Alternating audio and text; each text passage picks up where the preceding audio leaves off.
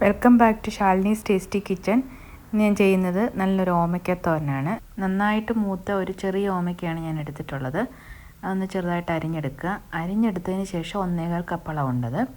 ഈ ഒരു മിക്സിയുടെ ജാറിലേക്ക് 1/2 കപ്പ് തേങ്ങ, 7-8 കാന്താരി മുളക്, 1 അല്ലി വെളുത്തുള്ളി, 1/4 ടീസ്പൂൺ മഞ്ഞൾപ്പൊടി, 1/4 ടീസ്പൂൺ ചെറിയ ജീരകം ഇത്രയും ചേർത്ത് നമ്മൾ അവിയലിനൊക്കെ ഒന്ന് ചതച്ചെടുക്കത്തില്ലേ, അതുപോലെ ഒന്ന് ചതച്ചെടുക്കണം. ഇപ്പോൾ നമ്മൾ നന്നായിട്ട് ചതച്ചെടുത്തിട്ടുണ്ട്. ഇതിലേക്ക് ഇനി ഒരു തണ്ട് കറിവേപ്പിലയും കൂടെ ചേർത്ത് ഒന്നുകൂടെ ഒന്ന് പൾസ് ചെയ്തെടുത്താൽ മതി. ഒരുപാട് അങ്ങ് അരഞ്ഞു പോകരുത്, ജസ്റ്റ് ഒന്ന് ചതച്ചെടുത്താൽ മാത്രം മതി.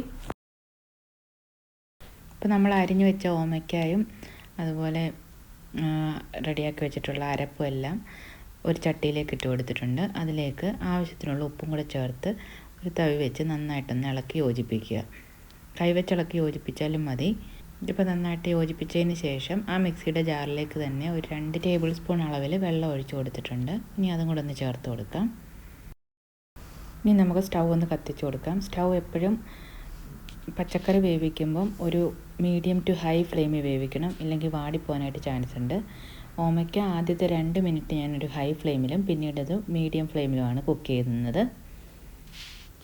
ഇടയ്ക്ക് നമ്മുടെ പാത്രം ഒന്ന് തുറന്ന് നന്നായിട്ടൊന്ന് ഇളക്കിയതിന് ശേഷം ഒന്ന് ഒതുക്കി വെച്ച് കൊടുക്കണം.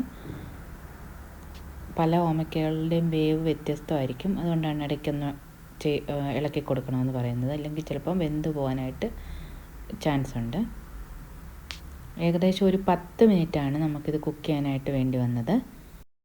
അങ്ങനെ ഒട്ടും കുഴഞ്ഞൊന്നും പോകാതെ നമ്മുടെ അടിപൊളിയായിട്ടുള്ള ഓമയ്ക്കത്തോരൻ ഇവിടെ റെഡി ആയിട്ടുണ്ട്. അധികം മൂക്കാത്ത ഓമയ്ക്കാണെങ്കിൽ 10 മിനിറ്റ് സമയത്തിൻ്റെ ആവശ്യമില്ല. ഈ സമയത്ത് നമുക്ക് തോരൻ്റെ ഉപ്പൊക്കെ ഒന്ന് നോക്കാം. ഉപ്പ് ആവശ്യമാണെന്നുണ്ടെങ്കിൽ ആവശ്യത്തിന് കുറച്ചുള്ള ഉപ്പൂടെ ചേർത്ത് കൊടുക്കുക.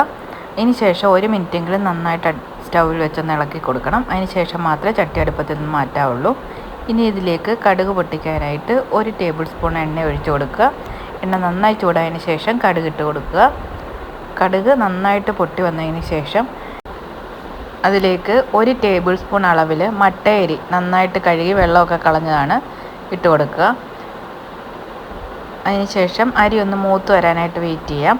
ലോ ഫ്ലെയിമിലാണ് ഇട്ടിട്ടുള്ളത്. ഇനി ഇത് നന്നായിട്ടൊന്ന് ഇളക്കി കൊടുക്കണം, ഇല്ലെങ്കിൽ അരി കട്ടയായിട്ട് പോകാൻ ചാൻസ് ഉണ്ട്. അരി കരിഞ്ഞു പോയി കഴിഞ്ഞാൽ നമ്മുടെ തോരന് നല്ല ടേസ്റ്റ് കിട്ടത്തില്ല. അതുകൊണ്ട് ലോ ഫ്ലെയിമിൽ തന്നെ ഇട്ട് അരി വറുത്തെടുത്താൽ മതി.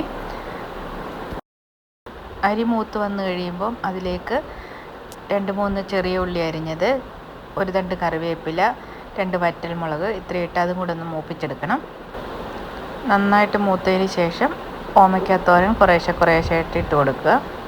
ഇനി നന്നായിട്ടൊന്ന് ഇളക്കണം. നമ്മുടെ റെഡിയാക്കി വെച്ച ഓമയ്ക്കത്തോരനോട് ഇട്ടതിന് ശേഷം ഒരു 2 മിനിറ്റ് സമയം നന്നായിട്ട് ഇങ്ങനെ ഒന്ന് ഇളക്കി കൊടുക്കണം. ഈ തോരനൊക്കെ വെക്കുമ്പോൾ നമ്മൾ ഈ താളിച്ച ഈ പാത്രത്തിലേക്ക് തന്നെ ഒന്ന് ഇട്ടിളക്കി എടുത്ത് കഴിയുമ്പോൾ തോരനൊരു പ്രത്യേക ടേസ്റ്റാണ്. ആദ്യം പറയാൻ വിട്ടുപോയതാണ്, കാന്താരി മുളകിന് പകരം പച്ചമുളക് വേണമെങ്കിലും നമുക്ക് യൂസ് ചെയ്യാം. കാന്താരി മുളകാണ് എനിക്ക് കൂടുതൽ ഇഷ്ടം, അതുകൊണ്ടാണ് ഞാൻ കാന്താരി മുളക് ചേർത്തത്. പച്ചമുളക് ആകുമ്പോൾ ഒരു മീഡിയം സൈസിലുള്ള ഒരു പച്ചമുളക് ഇട്ടാൽ മതി. അങ്ങനെ നമ്മുടെ അടിപൊളിയായിട്ടുള്ള ഓമയ്ക്കത്തോരൻ ഇവിടെ റെഡി ആയിട്ടുണ്ട്.